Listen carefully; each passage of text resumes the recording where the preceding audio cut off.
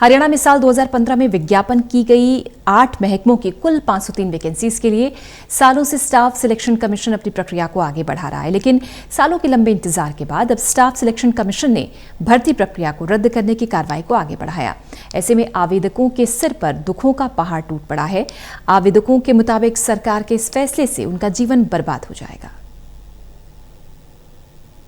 Haryana staff selection commission की तरफ से साल 2015 में एडवर्टाइज की गई 8 महकमों की कुल 503 पोस्टों को रद्द किए जाने की प्रक्रिया के आगे बढ़ने के साथ ही तमाम आवेदक परेशानी की हालत में है। आवेदक साथ ये बात कह रहे हैं कि बेरोजगारी हद से ज्यादा बढ़ चुकी है।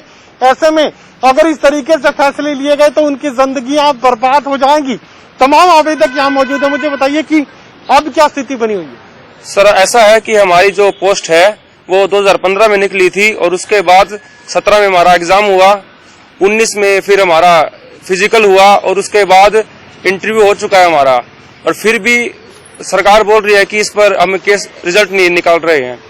तो हमें बताइए कि रिजल्ट क्यों नहीं निकाल रहे हैं। हमने काफी बार हम चेयरमैन के पास भी गए हैं, तो चेयरमैन ने हमें हर बार यही बोलते हैं कि भाई रिजल्ट निकाल देंगे आपका। उन्होंने 2-3 बार बोला भी है कि कल आपका रिजल्ट आ जाएगा, परंतु अभी तक हमें कोई भी रेस्पॉन्स उनसे नहीं मिला है।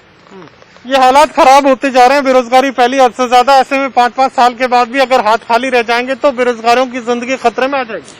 अभी देखो, अभी 5.5 साल हो गए हैं, हम वेट कर रहे थे कि हमारा रिजल्ट आएगा, लेकिन हमें जो एक लेटर मिला इसमें लिखा हुआ है कि भी हम सरकार क्या करी, इन भर्तियों को रद्द करने जा रही है।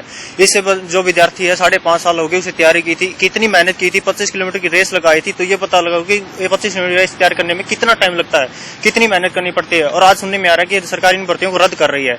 तो अब हम कहाँ जाएं, कैसे तैयारी करेंगे? हमें क्या लगता है कि अब दोबारा हम पेपर देंगे तो क्या हमारा क्लियर होगा? क्राइटेरिया क्या दिया जा रहा है रद्द करने को? क्राइटेरिया यही दिया जा रहा है कि एक तो सोशल इकोनॉमिक आया था 2017 में, इसके जो नंबर मिलते हैं आर्थिक स्थिति के घर वालों के, जैसे घर पे कोई जॉब नहीं है या माता पिता नहीं है उसके घर में, तो जॉब के 10 नंबर मिलते हैं। अब कह रहे हैं कि इस क्राइटेरिया से हम जॉब को निकालेंगे नए सिरे से।